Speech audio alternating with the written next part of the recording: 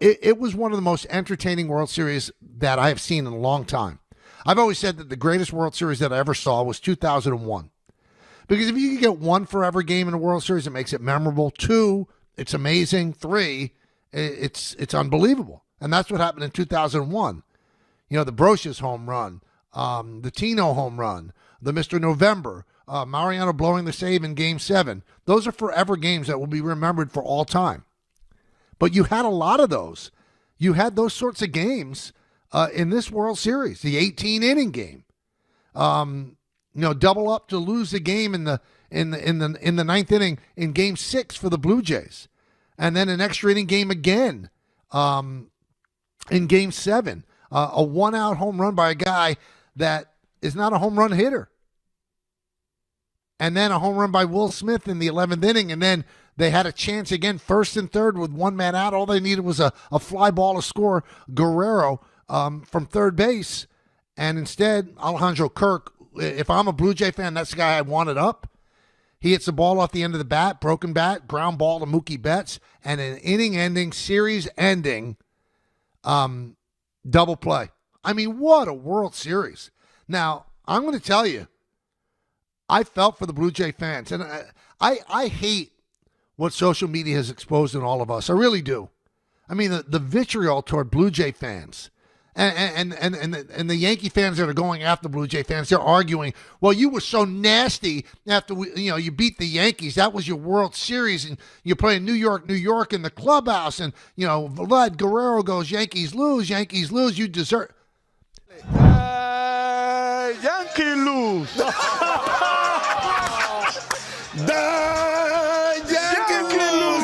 Let's go, baby. Let's go.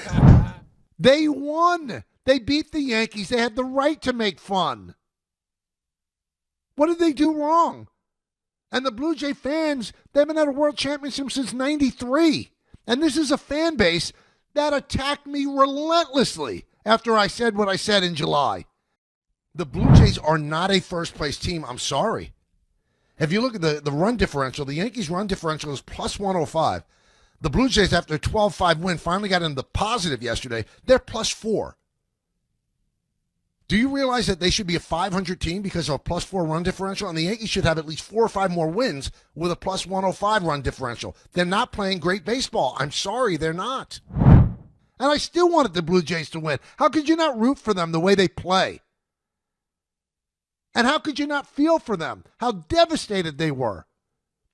I was talking to a lot of people in baseball, ex-players too, yesterday. And they were telling me, that's one you don't get over, ever. You'll never get over that. And you can't say, well, they'll be back again. Are they going to be back again? You know how hard it is to get back? You might not have Bichette back. Max Scherzer's 41 years old. Bassett is a free agent. The team, as you know it, the one that just got to the World Series, is not going to be the same. Springer's going to be a year older. So you don't know if you're going to get back. And to lose in that fashion. I'm watching that game, and they bring in Hoffman. And Hoffman's biggest worry to me, and he didn't do it in September, and he hasn't done it for most of the postseason, was his propensity to give up home runs. He's facing Rojas.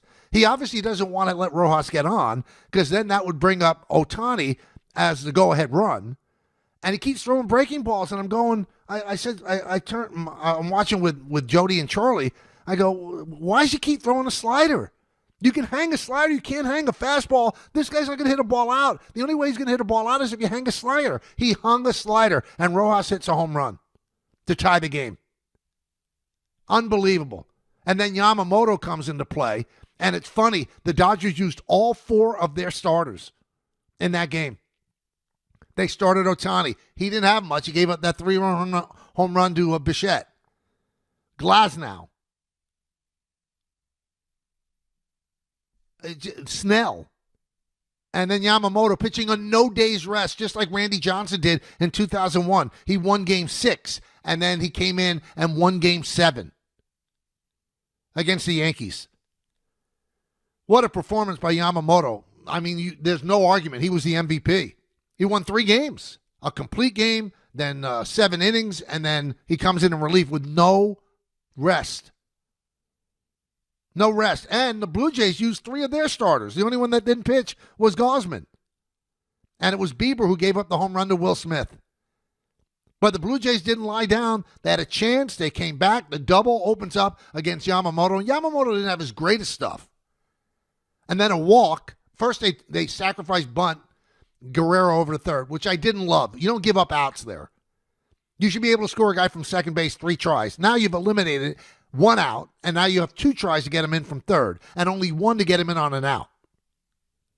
Now, and then a walk first and third. You have Kirk up. You figure Kirk's going to get a ball in the air, but he didn't.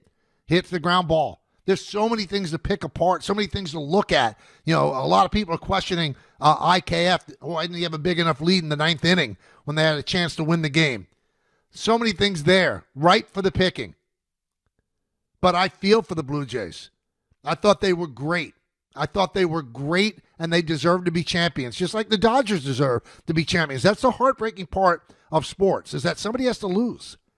Somebody had to lose that World Series. Somebody had to lose a World Series that they will never get over. They'll be on their deathbed, and they'll be thinking about that World Series. But one thing stood out for me, and so many things are memorable about that World Series. I have never been anybody who gives so much love to Dave Roberts, because I know that the Dodgers are a heavily analytic team, and a lot of it is scripted, and it's handed down from up high from Andrew Friedman and his really smart front office. But I thought that Dave Roberts didn't have a good World Series. Dave Roberts had a great World Series. He made bold, decisive moves. Andy Pages is his everyday center fielder. And he couldn't get out of his own way in the postseason. And you know what? He benched him. And he had Rojas play second base in Game 6 and second base in Game 7. He made great defensive plays in Game 6.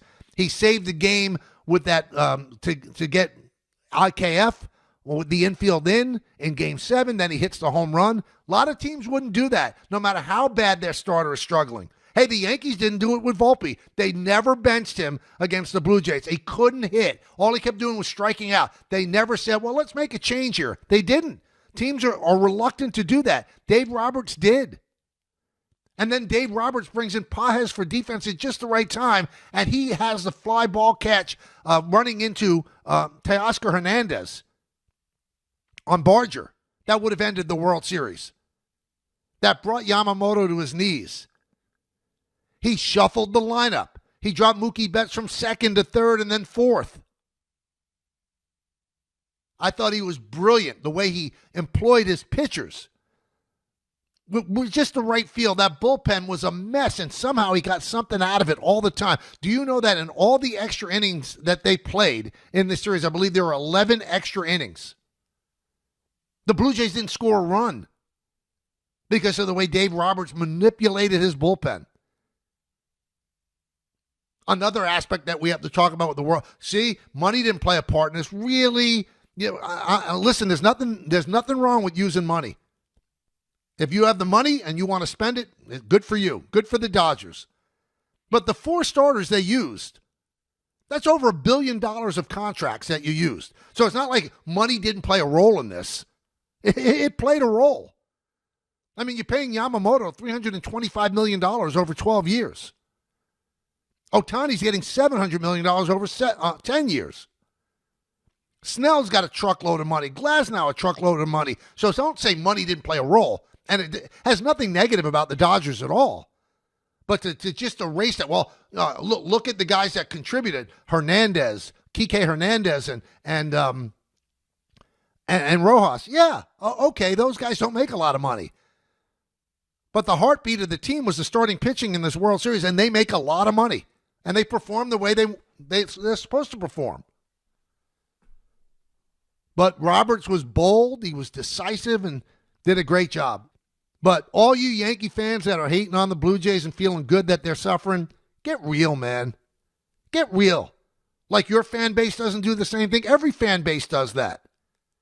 Oh, you won your World Series and you beat the Yankees. Of course they felt like that. The Yankees are a big impediment to get over. The Yankees are favored in that series.